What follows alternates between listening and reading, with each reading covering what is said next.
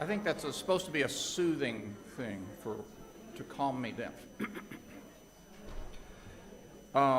Good morning. We're going to start with a song, and it's in the gray hymnal at number 188, or you'll see it on your screen, and surprise, surprise, it's around.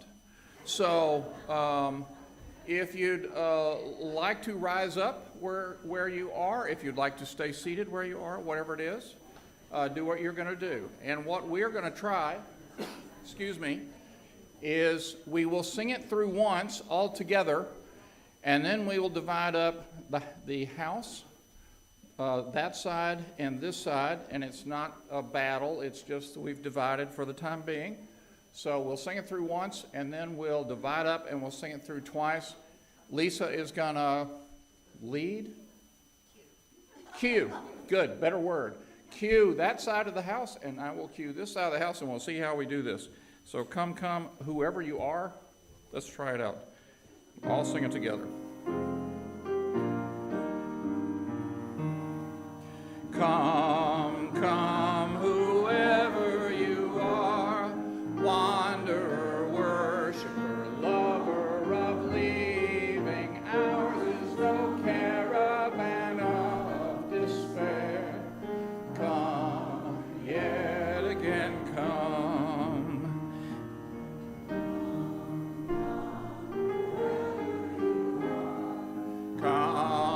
Come, whoever you are, wanderer, worshiper, lover of leaving. Ours is no caravan of despair. Come, yet again come. Come, whoever you are, wanderer, worshiper, lover of leaving. Ours is no caravan of despair. Come, yet again come. Thank you very much for trying that out. Please be seated.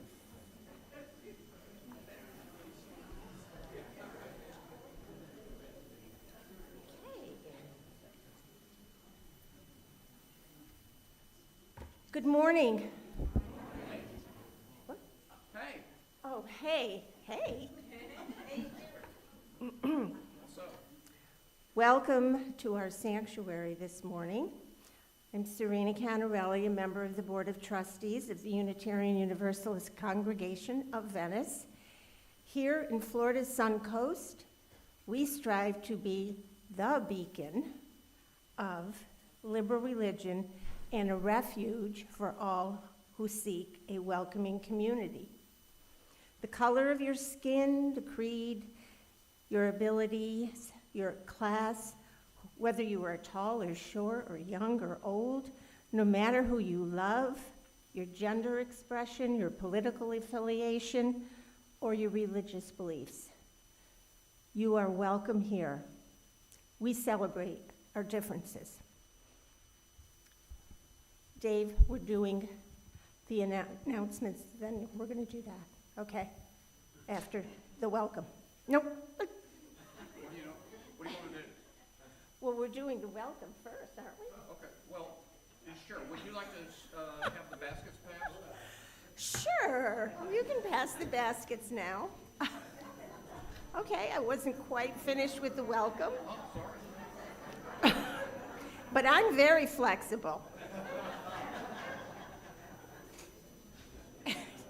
He said to do them during the announcements. Okay, I guess we do the announcements first.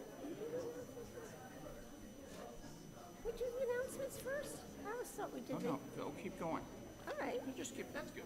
All right, Yeah. here we go.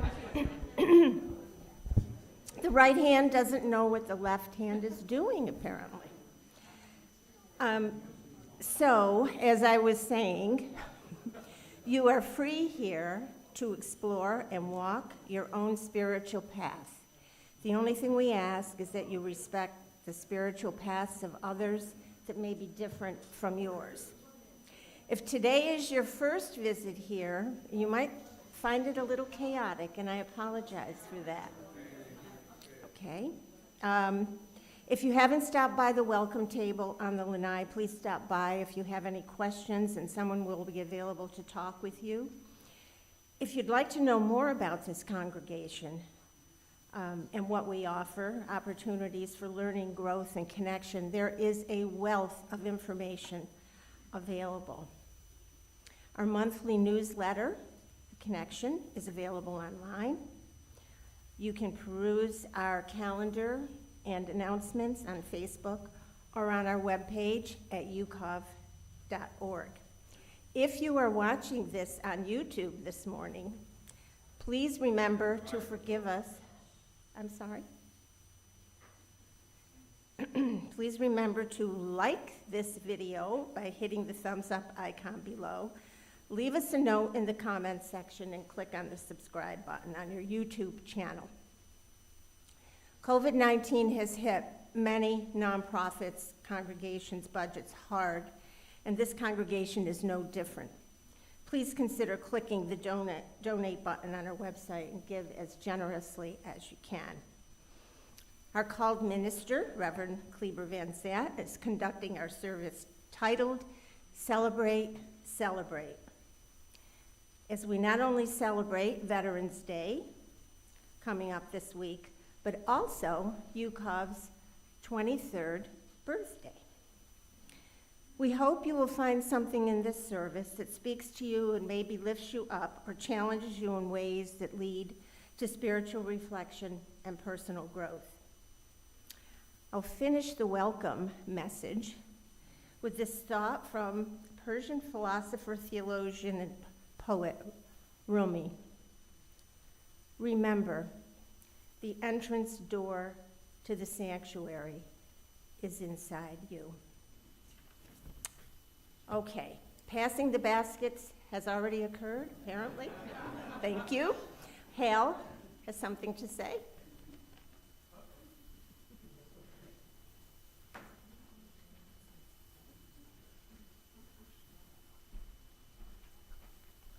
Good morning. I'm Hal Schaefer from the Campus Garden Group. This coming Saturday, November 13th, from 9 to noon, we are having a Spread the Mulch party. We are inviting all able-bodied men, women, and children in our congregation to join us in accomplishing this task. If you ever thought about helping out here on the campus to make this place look outstanding, now is the time. Please give us whatever time you can on Saturday between 9 and noon. All that is required of you is you, gloves, and a garden rake if you've got one. We will have drinks and snacks available. Join us in front of the sanctuary and let's get this job done and have fun doing it. Many hands make quick work.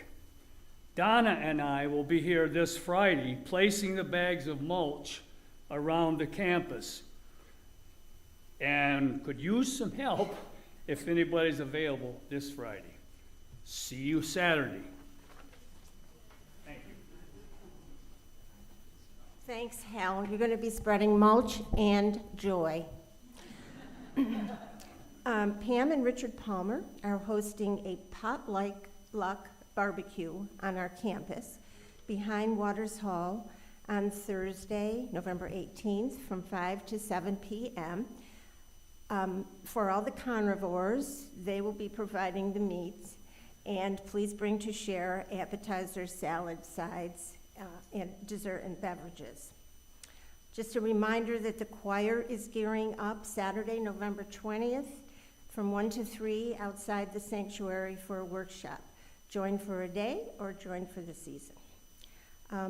Lifespan educator Kathy Avery has announced sign up for everyday spiritual practice, which was supposed to be starting in early November. I'm not sure if it started yet or not. Does anybody know? Judith Parker is organizing it. Yes? It's starting on Tuesday, Tuesday. classes, It started? now it's full. Oh, it's full. So you're not? Oh, okay, so never mind. Okay, never mind. All right, and it's not too late to bring books in for our UCOV Big Book Sale on Saturday, December 4th, from 10 to 5 on our sanctuary lanai.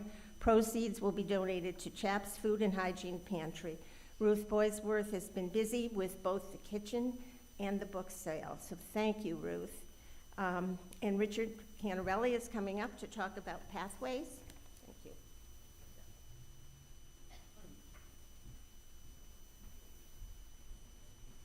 Buongiorno. I'm the second part of the Canarelli tag team, okay, and I'm not sure I can do it as well as she did. I'm not here to spread the mulch. I'm here to spread the word about the Pathways classes that will be held this Wednesday and this Thursday. And in doing so, I want to talk to the people who are visitors, guests, potential UUs, or people who are just generally interested in learning more about this congregation. We hold these on a fairly regular basis, and we have a class, and the first one will be on Wednesday at 6:30. That particular class is going to focus on, these are really for newcomers, the history of UU, the history of this congregation, and there'll be plenty of opportunity to take a look at your own value system, discussion, questions, things of that nature. The second one is a little bit closer to home in the sense that it will talk specifically about this congregation, how we govern our different committees, and I understand that Barbara Buring from Social Justice Committee is going to be there. She's going to make a presentation as an example of one of the things that we offer. I want to dispel a rumor, okay, an important rumor. Someone has been telling me that we are handing out membership miles and cash back for attendance, and for those of you old enough, I want to tell you we are not giving S&H green stamps. The reason being that it's free and anybody is welcome. We hope that you can attend. Today should be the last day that you can sign up because we have packets of information that we put together. If you are interested, please see me at the welcome table right in the back of the sanctuary. Thank you very much. I do have one sad note. That is that Ruth Bennett is in Maine, and she let us know that on Wednesday her husband Ray Bennett died. Ray has loved being a part of the campus team here. He has done so much to help out.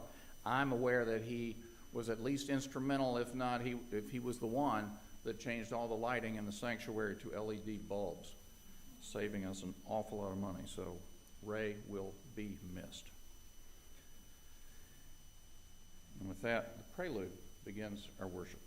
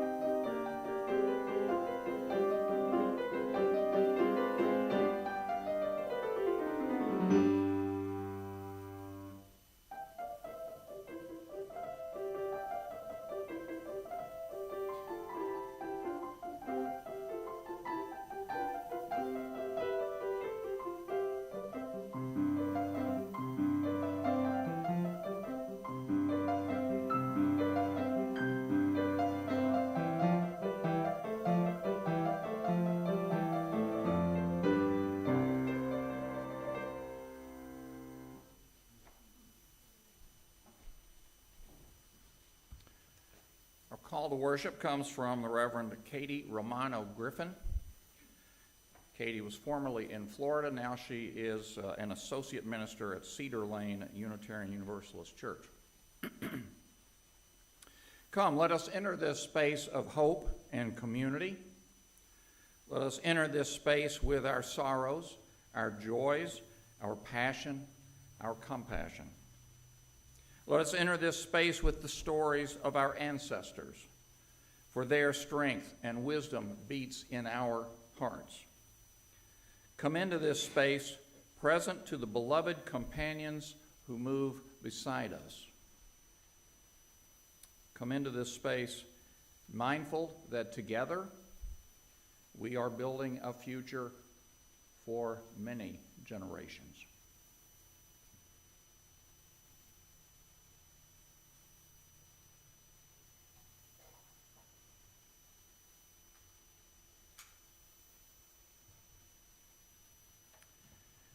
Let us worship together. Our first hymn is in the gray hymnal at number 113, Where is Our Holy Church? I'd invite you to rise up as you're willing and able.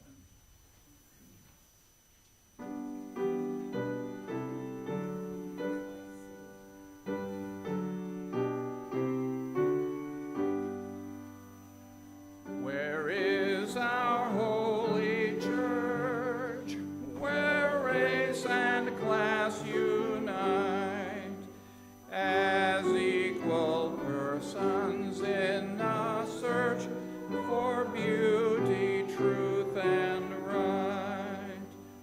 Where is our holy writ, where'er a human heart a sacred torch of truth has lit by inspiration taught? Where is our Holy One, a mighty host respond? The people rise in every land to break the captive's bond. Where is our holy land, within the human soul, wherever we seek with carriage to the goal? Where is our paradise, a restoration sign, wherein we hope to see arise 10,000 years of bright? And if you'd remain standing, we have a responsive reading. It comes from Eileen B. Carpelis. It's called A Place of Meeting. Out of wood and stone, out of dreams and sacrifice, the people build a home. Out of the work of their hands and hearts and minds, the people fashion a symbol and a reality.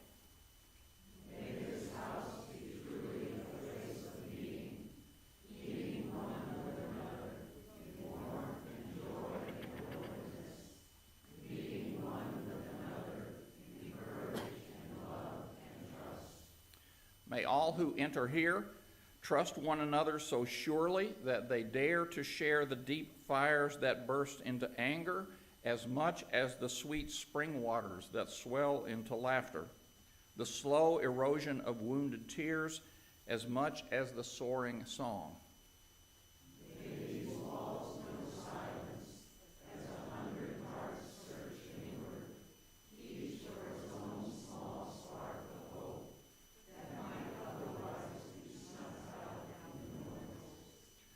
May these rafters hear the voice of the child as surely as that of the orator, and the sound of the lute, the clack of the typewriter, the swish of the broom, and know that all are as holy as the shout of a million stars.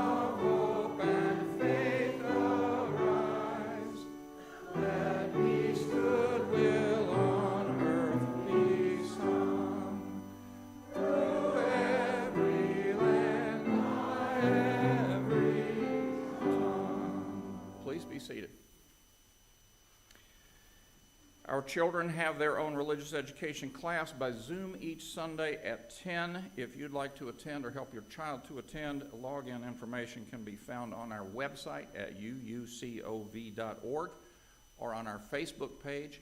I also understand that some of our kids are continuing this afternoon, the Our Whole Lives class, which, if you know Our Whole Lives, OWL, is a human sexuality course. Today, for the birthday of this congregation, I have brought you a greatly edited for length version of a video history that Nan Kritzler put together some time back. The speakers you will hear will include Henry Bright and Kendra Muntz and Jean Peck and Nancy Stone, among many, many others. You'll also see, if you're watching closely, Marilyn and Chuck Amick. You'll see Grace Grote, Dave Povenmire. You may see a lot of people you know in this. I will stress that this is edited down to a few minutes. If you would like to see the whole video, which I hope you will, please go to our website at uucov.org and view that whole thing. Now let's see UUCOV history.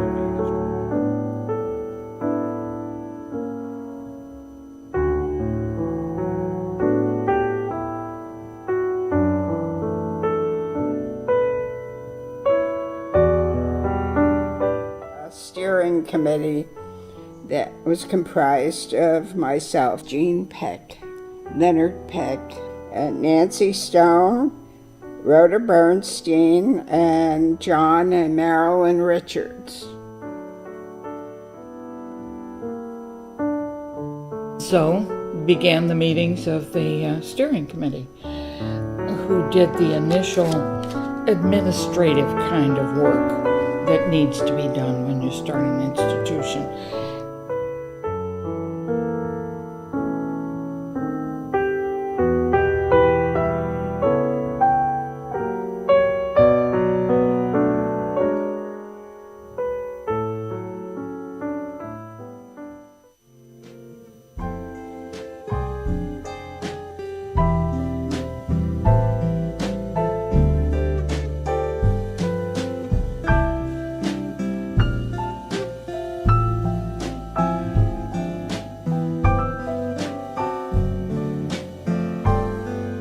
By October 1998, we received a letter from the UUA saying we were members.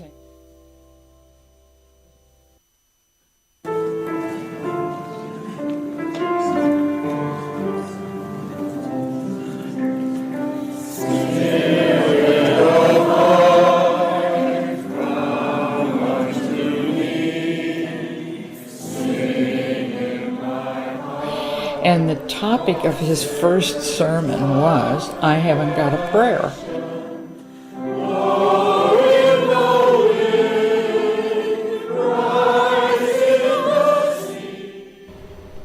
"95 people walked in. Well, let me tell you, that was goosebumps time.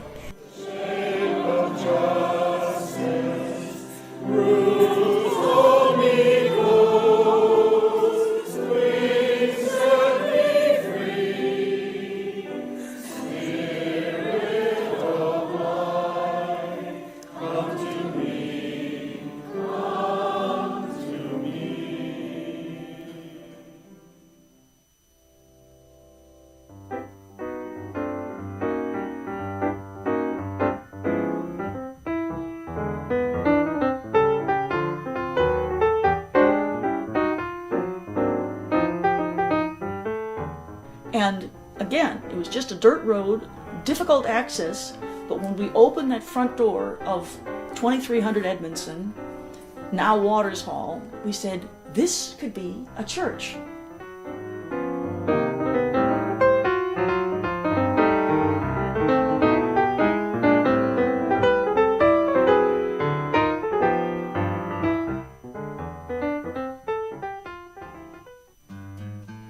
We began talking to Kim Elder, who was looking at that property in order to establish a Montessori school. And to make a long story short, we negotiated an exchange of property. And we became annexed into the city, which gave us a whole new life.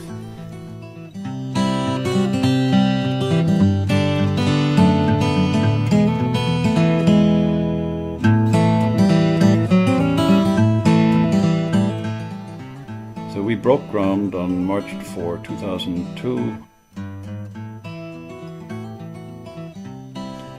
It's been a very exciting journey to purchase this property, to make the exchanges, to involve the congregation, to get people dreaming, and then have people with the courage to move forward.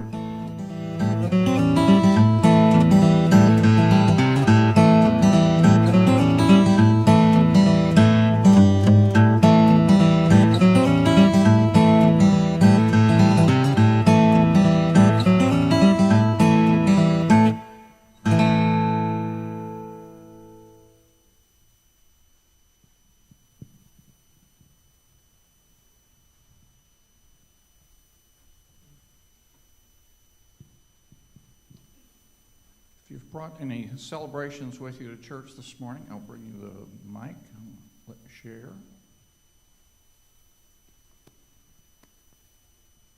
And I'll hold the microphone still with these bugs in the air. This is Rosalie Danbury. I'm celebrating having my 3 children. One of them is still sleeping in. John Danbury is from Phoenix, and it's a different time zone. But we have Peter Danbury from Minneapolis, if you could stand, and Jim Danbury from near Chicago, LaGrange, Illinois. And they're here for 4 days. Congratulations.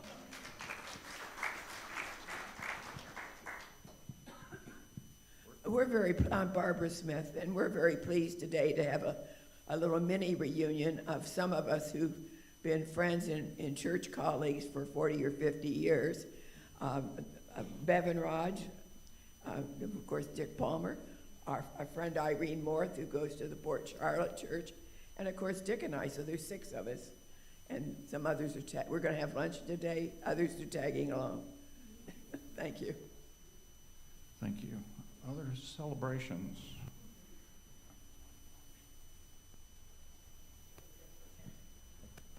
This is going to be brief. I'm Eileen Leapley. Glad to see that Rosemary Hagan is here with us. She's had quite an adventure the past couple weeks. Good.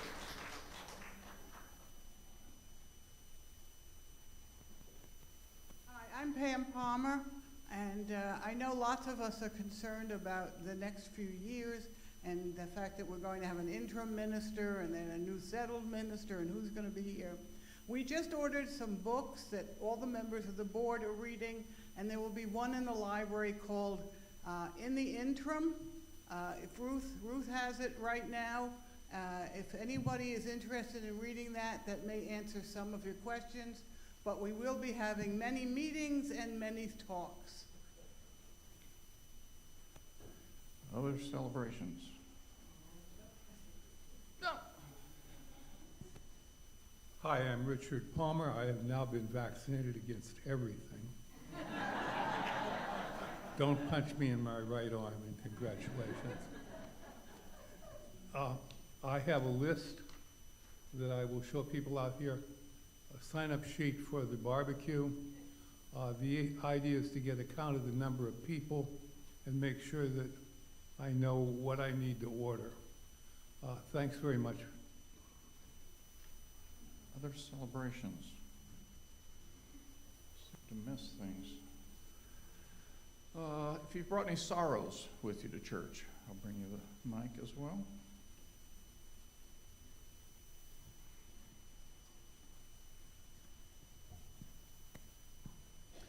I think some of you may know that one of our longtime members, Al Lorenzo, went into the hospital at Venice a couple of days ago.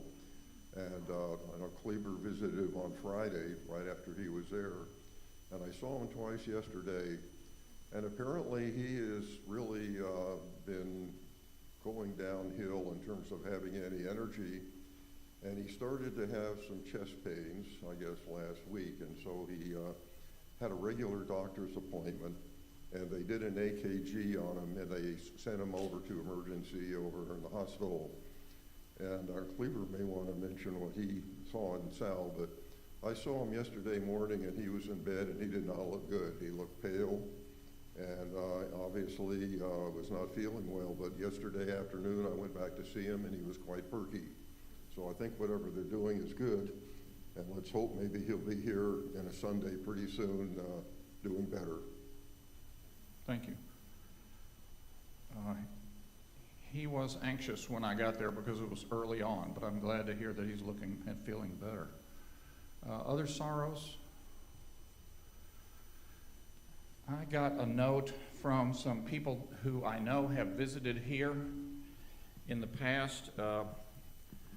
Larry and Ann Keeler have been here during the high season at times and have visited this church when they've been here. I got a note saying that Larry has had a return of some lower extremity issues and has been hospitalized for a couple of weeks, which lets me know that it's fairly serious. So I hope you'll consider sending some positive energy to Ann and Larry Keeler. And I thought that Claire and Bill Harrison would be here. They thought they would be here for this week.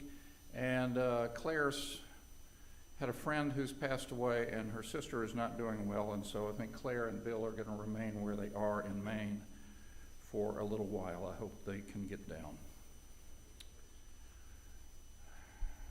May the gratitude and celebrations among us become a blessing to us all.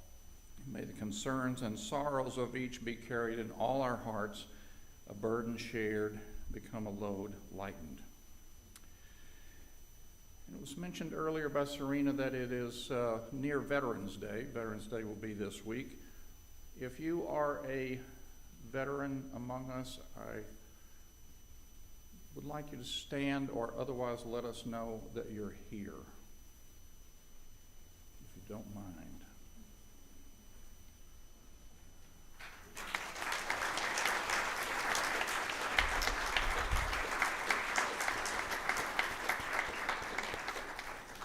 If you are connected to a veteran, if there's a veteran in your family, if a friend of yours is a veteran, a child, a grandparent, anybody that you're connected to as a veteran, perhaps you could hold your hand up. We are connected to a lot of veterans. So our meditation begins with a Veterans Day prayer today. This comes from the Reverend Heather Daniels, who is minister of the Unitarian Society of Winchester, Massachusetts.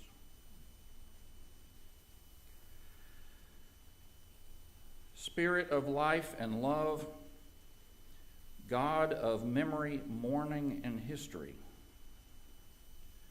bring before us the truths of serving in war.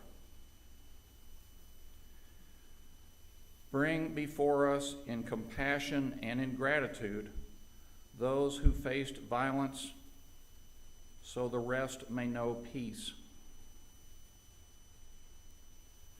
We remember these sacrifices through monuments. We remember these names carved in stone.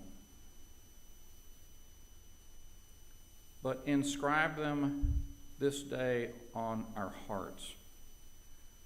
Inscribe them on our consciences every day, so that, like the stone that bears their names, freedom from violence may endure in our nation and around the entire world.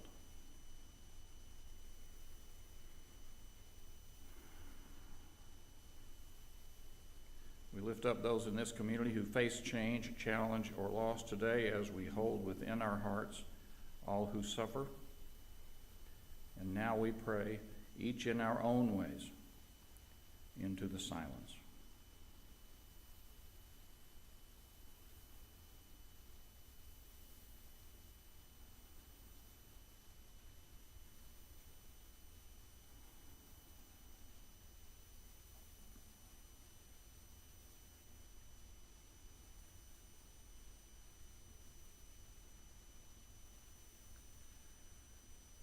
prayers of this community are offered forth in the names of all those who've gone before and in the names of all those who will come after, in the names of all the helpers of humankind. Shalom, salam, amen, and blessed be.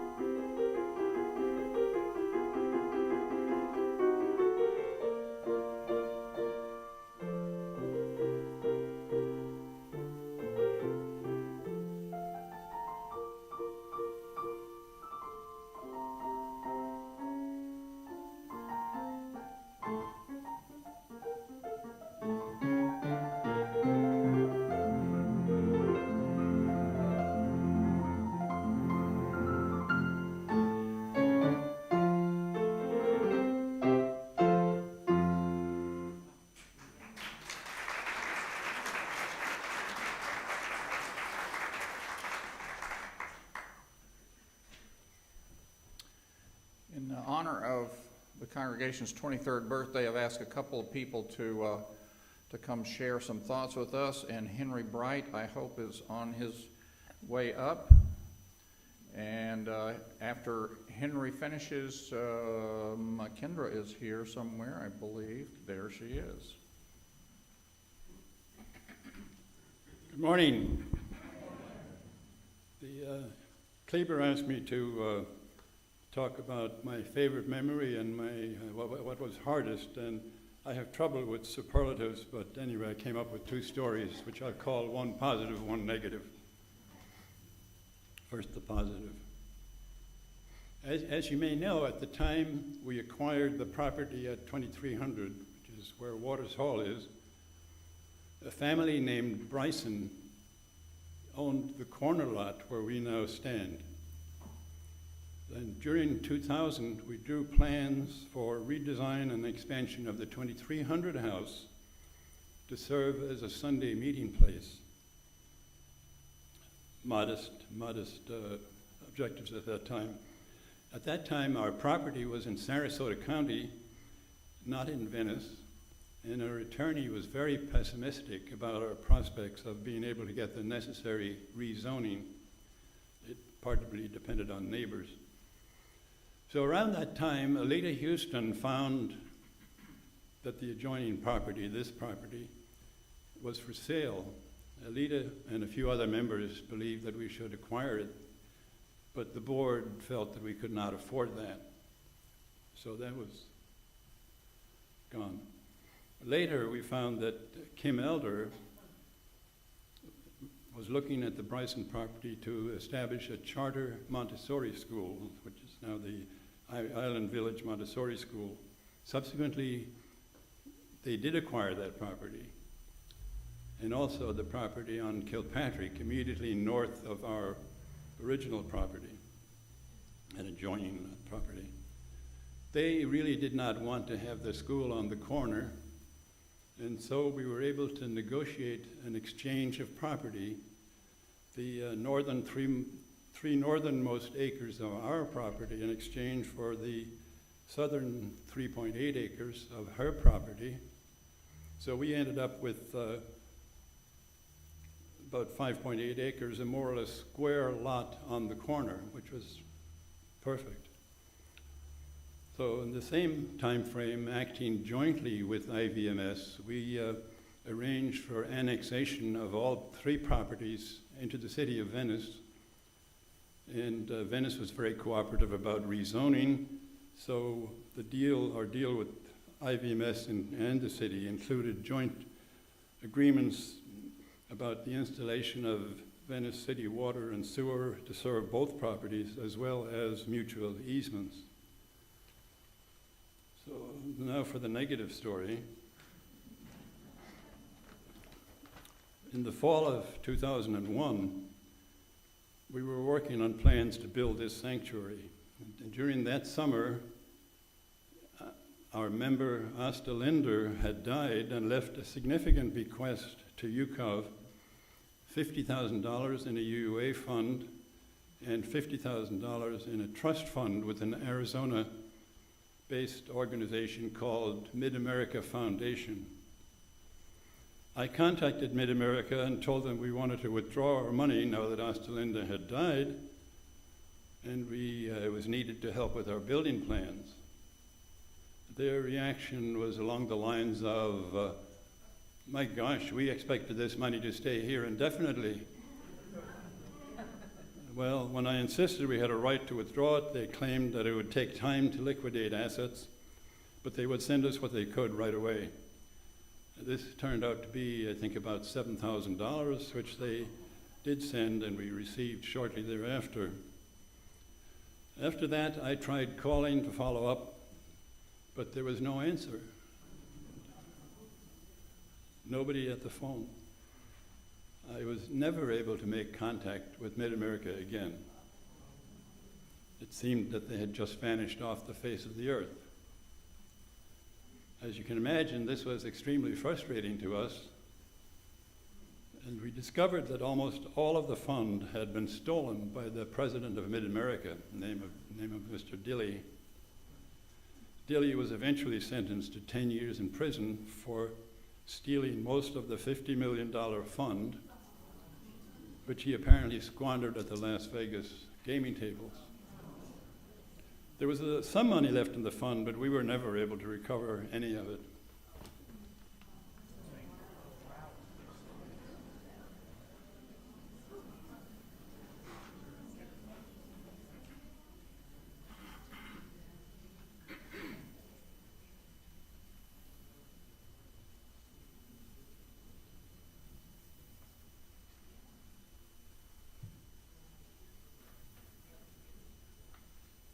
Good morning.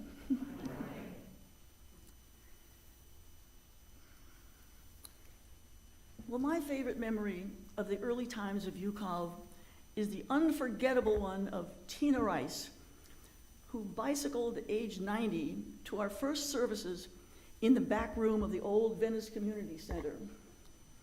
She had been the queen of Key West, hosting parties in elegant dresses and her signature hats. She was a fashionista with a sparkle in her eye and an unbounded flair for life.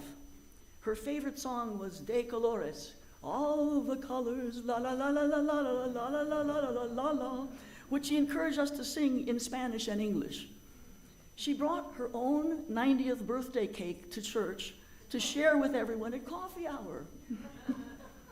When we moved to this building, she started an annual tradition of an Easter parade around the sanctuary, inspiring women and also men to wear Easter hats and stroll elegantly around the room to the music. Her daughter, June Brascalia, wrote a book about her called Tina Rice, La Reina, which includes diaries and journals from her many experiences in the US and Spain, along with photos and some of her paintings. If you Google Tina Rice, T-E-E-N-A, Rice, La Reina Review, there's a wonderful recounting by former UCOV member Diane Kreutzer of Tina's grand entrance by bicycle to the very first service of UCOV, November 1st, 1998. I was also asked to write about the hardest thing in these early times. For me, that was when one of the 6 founders of our congregation decided to oppose the acquisition of Waters Hall and the 5-acre property on which it sits. But the rest of the congregation was getting excited, with presentations in people's homes by Henry and me and Jerry Jacob and Bruce Snyder that showed the amazing things we could do if we had our own church. The enthusiasm was growing. In 1999, when Henry was first president, my significant other, John Manili, and I were on the board, along with Jerry Jacob, Gene Human, Marilyn Amick, and Kenny Waters. Thanks to Henry's astute financial analysis and planning, and bringing the congregation on board person by person, family by family, with little cottage meetings, UCOV did in fact buy the property when we had just 64 members. And then, as Henry said, did a property swap with Island Village Montessori School, so we bought the corner property with the Asta Linder House as well. That same year, by the way. We thought it was impossible. Marilyn Amick and John Manili took turns mowing the lawn. Kenny Waters created a model of Waters Hall that could be used as a church. We had like a shotgun chancel. It was amazing. But then we found out it was really going to be too difficult to renovate it, too expensive. So, Jerry, Jacob, Henry, Bruce, and I negotiated with the county to have Edmondson Road paved. It was a dirt road when we started. Everyone pitched in, and we were off with our dreams. As someone said, if you don't dream big, why are you dreaming?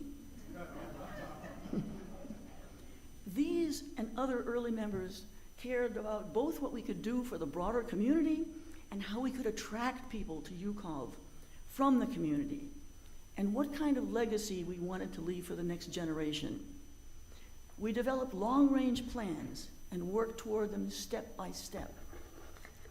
You know, maybe now as we feel the joy of recovering from COVID, renovating our church, thanks to so many of you, amazingly, caring for the property, and reaching out our services online as well as in person, thanks to our incredible tech team. Incredible tech team.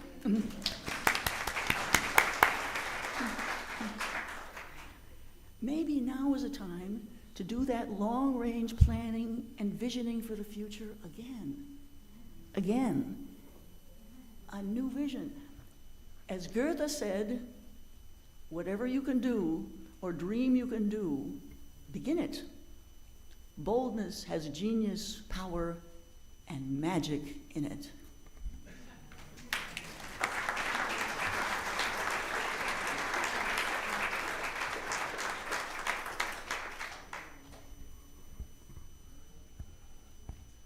So you've seen a little bit of the movie.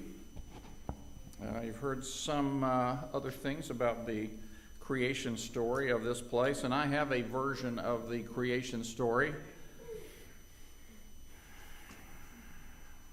It begins, in the beginning, the land was formless and empty, and darkness prevailed over the surface of the earth. There was a great nothingness all along Highway 41, all the way from Sarasota in the far frozen north to Port Charlotte in the balmy south, at least as far as the existence of progressive and liberally religious congregations was concerned. And lo, the six appeared upon the earth, somewhere in the vicinity of Venice. And yea, they questioned the darkness, saying amongst themselves, should there not be a light in the midst of this formless and forsaken land? And they, as was their way, answered themselves,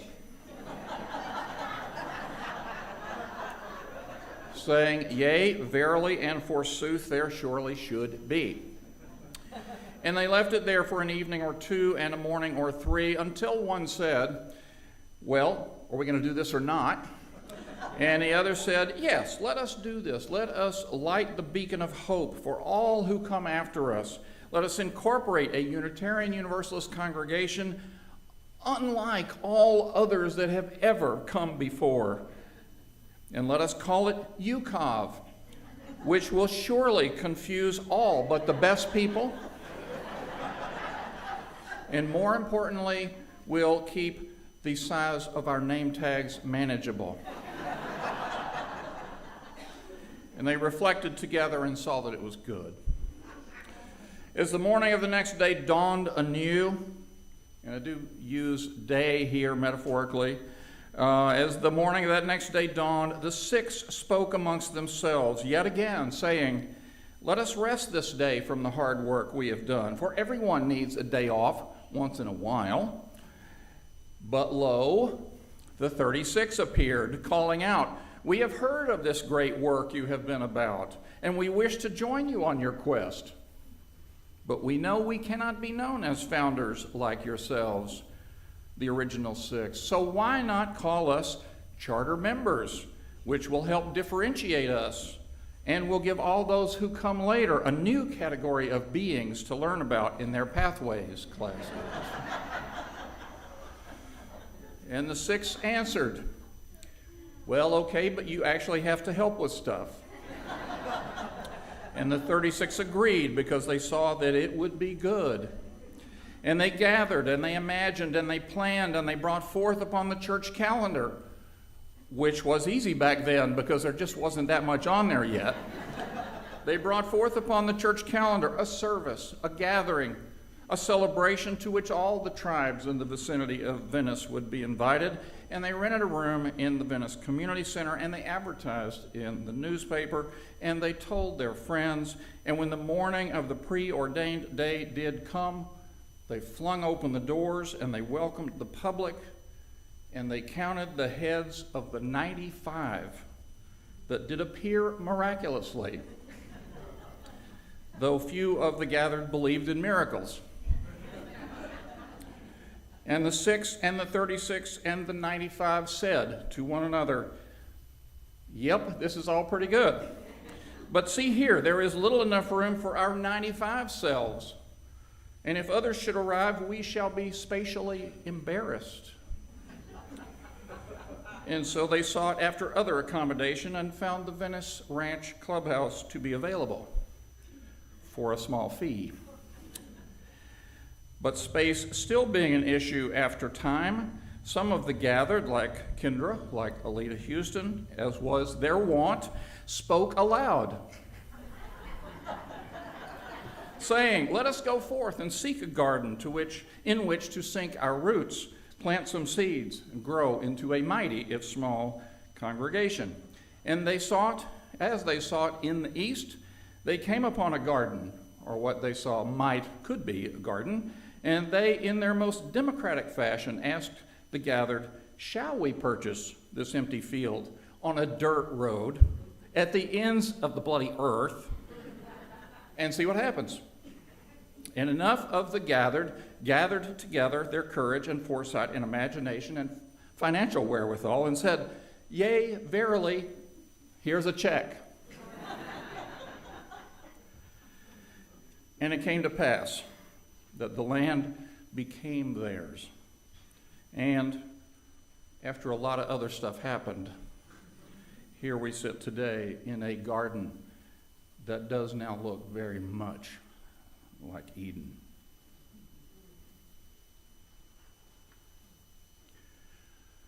Happy 23rd. It is appropriate at special times to recognize and remember the 6 and the 36 and the 95. It is right we give thanks for their spirit of generosity and imagination, for their vision in seeing not just that there might have been a need in their neighborhood back in their day, but that in the ever unknowable future, others would surely come along needing the consolation and shelter that a Unitarian Universalist congregation such as this can bestow. So if you are one of those 6 or 36 or 95, I'll say it yet again, thank you. And especially thank Henry and Kendra for their willingness to step forward with remembrances this morning. But unlike Henry and Kendra and the rest of you of the original 6 and 36 and 95, I, like I think the majority of you here now, I am left to listen and imagine and wonder. One thing I wonder, how can the people who lived those early days and thus have a very strong feeling of ownership about these grounds and these buildings and these traditions, how can they pass along that excitement and love and feeling of ownership to every person who comes along later through these doors? I can only hope that in some small way these birthday celebrations do that. Maybe they do. At least they pass along a little history. But sharing stories of the past also leads me to wonder about something else, which is the future. How much might the future have been on the minds of those who got this place up and going? You would have a hard time convincing me that they were only thinking of themselves.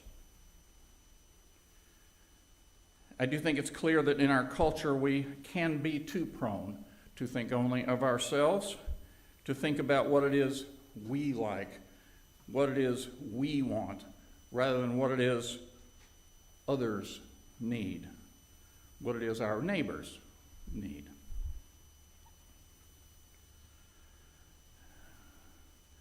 I'm betting that the founders and the charter members whom we so revere weren't just thinking of themselves. I'm betting there was at least some thought about the impact their actions in their day would have on those who would come along years later. Now here we are, in these days, our days, indebted to the courage and foresight they exhibited back then.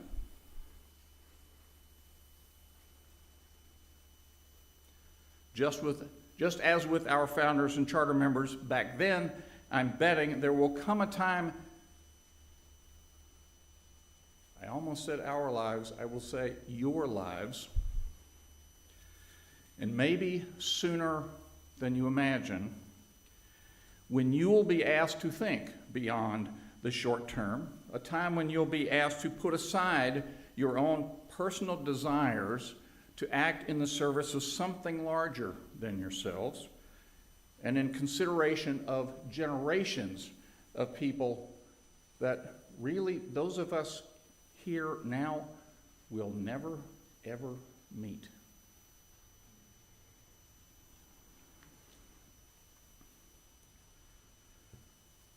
So it's that model I want to leave with you today.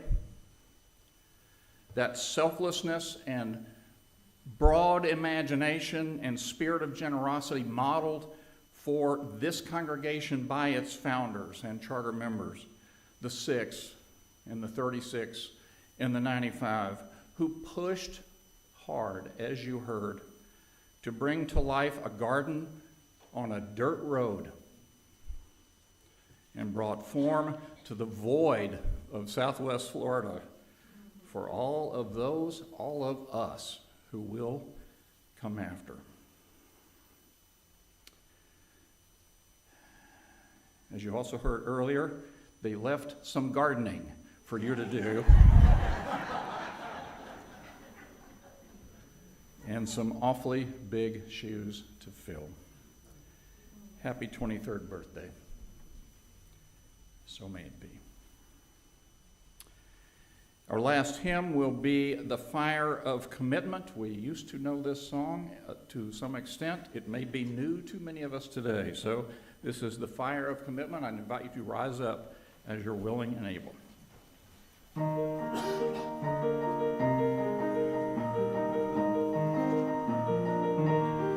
From the light of days remembered burns a beacon bright and clear, guiding hands and hearts and spirits right to faith set free from fear. When the fire of commitment sets our mind and soul ablaze, when our hunger and our passion meet to call us on our way, when we live with deep assurance of the flame that burns within, then our promise finds fulfillment and